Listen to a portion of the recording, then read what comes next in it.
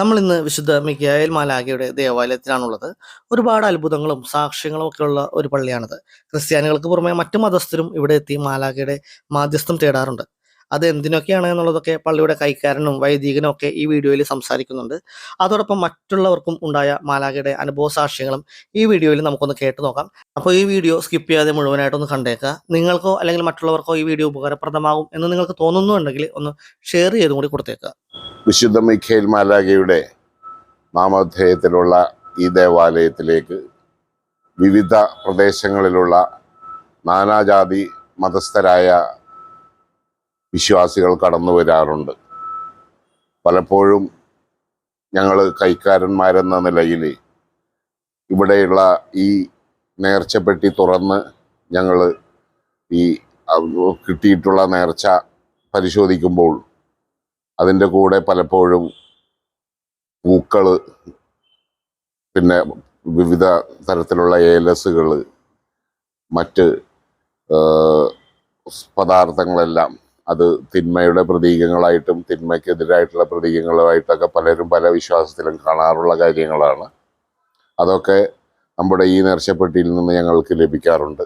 അപ്പോൾ ഈ പണത്തോടൊപ്പം വരുന്ന ഈ പൂജ ചെയ്ത സാധനങ്ങൾ, കാരണം അതുകൊണ്ടാണല്ലോ പൂക്കൾ വരുന്നത്, പൂക്കളും ഇങ്ങനെയുള്ള വസ്തുക്കളും എല്ലാം ധാരാളം ലഭിക്കാറുണ്ട്. അപ്പോൾ അത് അന്വേഷിച്ചപ്പോൾ മനസ്സിലാക്കാൻ കഴിഞ്ഞത് നമ്മുടെ കേരളത്തിലെ പല സ്ഥലങ്ങളിൽ നിന്നും പല വിശ്വാസത്തിലിരിക്കുന്നവരും മിഖായേൽ മാലാഖയുടെ ശക്തിയെ തിരിച്ചറിയുകയും ഈ മിഖായേൽ മാലാഖയുടെ സന്നിധിയിൽ ഈ വസ്തുക്കൾ കൊണ്ടുപോയി നിക്ഷേപിച്ചാൽ അത് നിരുപദ്രവകരമായി തീരും എന്നുള്ള വിശ്വാസത്തോടു കൂടെയാണ് ഇവിടെ പലരും കൊണ്ടുവന്ന് നിക്ഷേപിക്കാറുള്ളത്.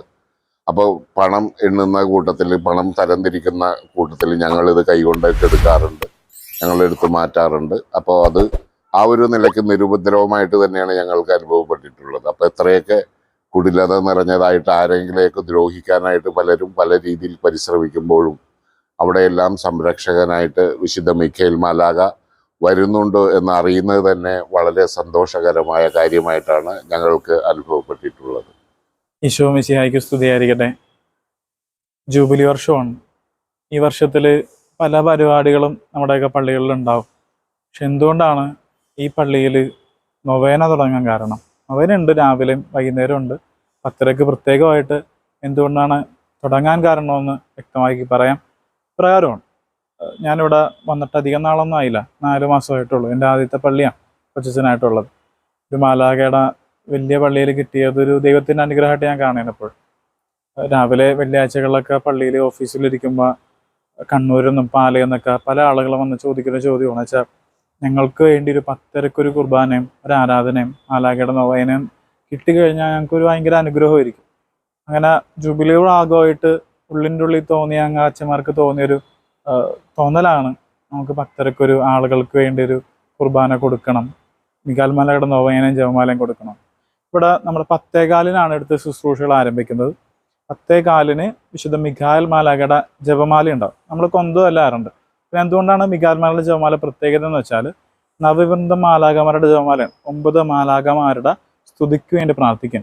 ഈ പ്രാർത്ഥന വഴി നമ്മുടെ കുടുംബത്തിന് മേലുള്ള, വ്യക്തികൾക്ക് മേലുള്ള പൈശാചിക പീഡകളിൽ നിന്ന് മാറിക്കിട്ടും നമുക്ക് മാലാഖമാരുടെ 9 മാലാഖമാരുടെ സംരക്ഷണം ഉണ്ടാവുമെന്നാണ് ഈ നവവൃന്ദം മാലാഖമാരുടെ ജപമാലയിൽ അർത്ഥമാക്കുന്നത്. സഭ അംഗീകരിച്ചൊരു പ്രാർത്ഥനയാണ് നവവൃന്ദം മാലാഖമാരുടെ ജപമാല. അതിനുശേഷം നമ്മുടെ 10:30 കുർബാനയ്ക്കിടയിൽ 10 മണി മുതൽ കുമ്പസാരത്തിന് സൗകര്യം ഉണ്ടായിരിക്കുന്നത്. മാലാഖയുടെ നൊവേന, നമ്മുടെ ആരാധന, ഇതാണ് സാധാരണ ഇവിടെ നടന്നു പോകുന്നത് വെള്ളിയാഴ്ചകൾ 10:30. എന്തുകൊണ്ടാണ് ഈ നൊവേനകൾ ഇങ്ങനെ ആരംഭിക്കാൻ കാരണം? അതൊരു ഭക്തിക്രിയ മാത്രമല്ല, ആളുകൾക്കൊരു സംരക്ഷണം കൂടിയാണ്. ഇവിടെ വന്ന പല ആളുകൾക്കും പല അനുഭവങ്ങളാണ്. നിരവധിയായ കൃതജ്ഞതകളാണ് ഇവിടെ ഇങ്ങനെ വന്നുകൊണ്ടിരിക്കുന്നത്. നൊവേന തുടങ്ങിയപ്പോൾ തൊട്ട് ഞങ്ങൾക്കൊരു അത്ഭുതം വരും. എന്തുകൊണ്ടാണ് ഇത്രയും കൃതജ്ഞതകൾ, നന്ദി ഈ മാലാഖയ്ക്ക് സമർപ്പിക്കാൻ കാരണം? ഇന്ന് തന്നെ ഉണ്ടായ ഒരു അനുഭവം എന്ന് പറഞ്ഞാൽ, 2-3 ആഴ്ചകൾക്ക് മുമ്പ് ഒരു അമ്മച്ചി കാണാൻ വന്നേച്ചു.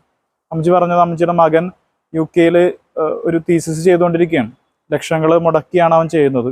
അവൻ്റെ ജീവിതത്തിൻ്റെ ഒരു 5-6 വർഷം ഇതിനു വേണ്ടി ഇങ്ങനെ പുറകെ നടക്കുകയാണ്. മൈക്കിൾ എന്നാണ് അവൻ്റെ പ്രൊഫസറിൻ്റെ പേര്. തീസിസ് സബ്മിറ്റ് ചെയ്യേണ്ട സമയമായപ്പോഴേക്കും കൊടുത്തപ്പോഴേക്കും പല വിധത്തിലുള്ള കാരണങ്ങളായിട്ട് അവനിങ്ങനെ ഓടിച്ചുകൊണ്ടിരിക്കുകയാണ്. അവൻ മടുത്ത് കഴിഞ്ഞ ദിവസങ്ങളിൽ അവൻ വീട്ടിൽ വന്നു.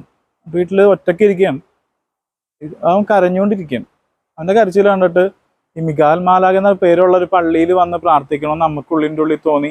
അമ്മ യാത്ര ചെയ്ത് ഇവിടെ എത്തിയതാണ്. ഞങ്ങളെ കണ്ട കാര്യങ്ങൾ പറഞ്ഞു. ഇന്ന് അമ്മ കരച്ചിലോടെ പറയണം, അച്ഛാ പ്രാർത്ഥന, ദൈവം എൻ്റെ പ്രാർത്ഥന കേട്ട് അവൻ തിരിച്ചുപോയി. അവൻ്റെ തീസിസ് എല്ലാം സബ്മിറ്റ് ചെയ്ത് അടുത്ത ആഴ്ച അവൻ്റെ ഗ്രാജുവേഷനാണ്. നടക്കൂലെന്ന് പറയുന്ന പല കാര്യങ്ങളും മാലാഖയുടെ അത്ഭുതത്താൽ നടക്കുന്നുണ്ട്.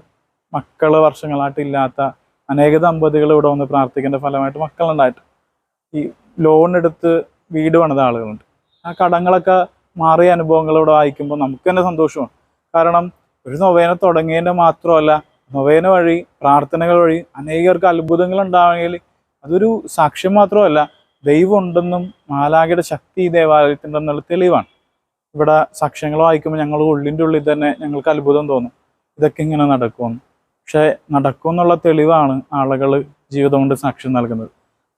ദേവാലയം ദൈവത്തിൻ്റെ ആലയമാണ്. പ്രാർത്ഥിക്കുന്ന എല്ലാവർക്കും പല അനുഭവങ്ങളുണ്ട്. ഈശോമിശിഹായ്ക്ക് സ്തുതിയായിരിക്കട്ടെ.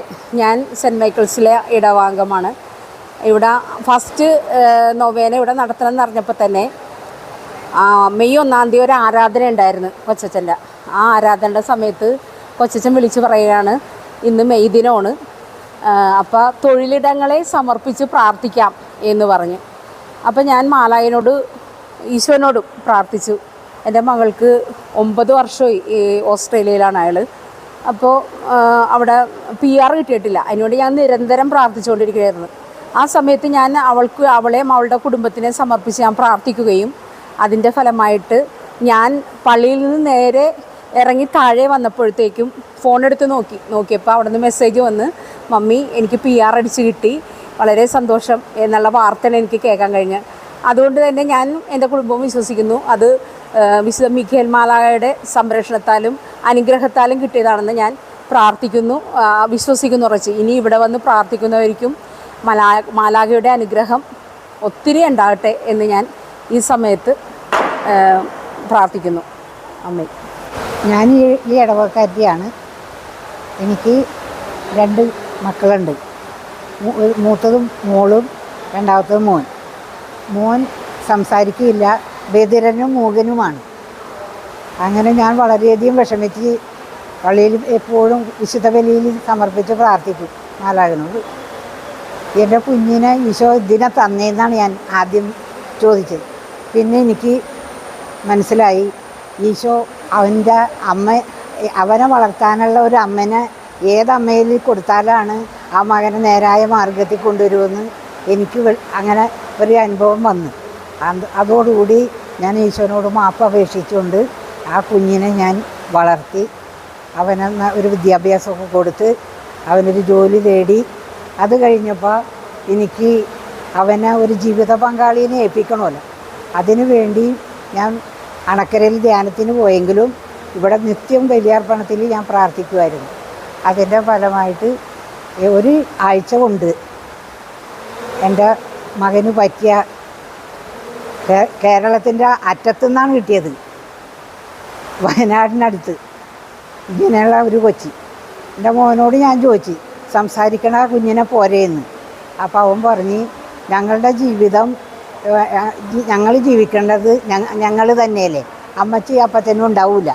അതുകൊണ്ട് ഇങ്ങനെയുള്ള ഒരു കൊച്ചിനെ തന്നെ ഒരു ഇത് കൊടുത്തു കഴിഞ്ഞു, ഒരു ജീവിതം കൊടുത്താൽ അത് ഈശോയ്ക്ക് ഇഷ്ടപ്പെടുമെന്ന് പറഞ്ഞു എൻ്റെ മോൻ. അതനുസരിച്ച് അങ്ങനെ ഒരു കുഞ്ഞിനെ അന്തോണിസുണ്ണാൻ്റെ പള്ളി കലൂരി കൊണ്ടുവന്ന് അവരെന്നെ കാണിച്ചു കഴിഞ്ഞ് അവർക്ക് ഇഷ്ടപ്പെട്ട് ഒരാഴ്ച കൊണ്ട് ഭംഗിയായി അവർക്ക് ഇഷ്ടമായി. അങ്ങനെ കല്യാണം നടത്തി. ഇപ്പം ആ കുഞ്ഞുങ്ങൾക്ക് 2 മക്കളുണ്ട്, പെൺകുട്ടികളാണ്. അത് 2 സംസാരശേഷിയും കേൾവി ശക്തിയും 100-ൽ 100 ഉണ്ട്. ഫലത്തെ കണ്ട വൃക്ഷത്തെ അറിയാം അല്ലേ? എൻ്റെ മക്കളിലൂടെ ആ വൃക്ഷത്തെ ജനത്തിനറിയാൻ പറ്റും. ഈ ഇടവകയിലുള്ള എല്ലാ മക്കളും ഇതറിഞ്ഞിരിക്കേണ്ട കാര്യമാണ്. വിശുദ്ധ മാലാഖ നമ്മളെ എപ്പോഴും കാത്തു സംരക്ഷിച്ച് വെക്കണമെന്ന് എല്ലാ മക്കളും അറിയുന്നതിന് വേണ്ടിയാണ് ഞാൻ ഈ അനുഭവം പറയുന്നത്. സെന്റ് മൈക്കിൾസ് ദേവാലയത്തിന്റെ രണ്ടാമത്തെ വീഡിയോ ആണിത്. ഇടവകയിലെ വികാരി ഫാദർ ജോസഫ് തട്ടാരശ്ശേരി അച്ഛനും നമുക്കെല്ലാവർക്കും ഏറെ പരിചിതനായ നെൽസൺ ജോബച്ചനും ഈ ദേവാലയത്തെക്കുറിച്ചും ഈ ഇടവക മധ്യസ്ഥനായ വിശുദ്ധ മിഖായേൽ മാലാഖയുടെ ഈ ദേവാലയത്തിലെ അത്ഭുതങ്ങളെക്കുറിച്ചും ആദ്യത്തെ വീഡിയോയിൽ പറയുകയുണ്ടായിട്ടുണ്ട്.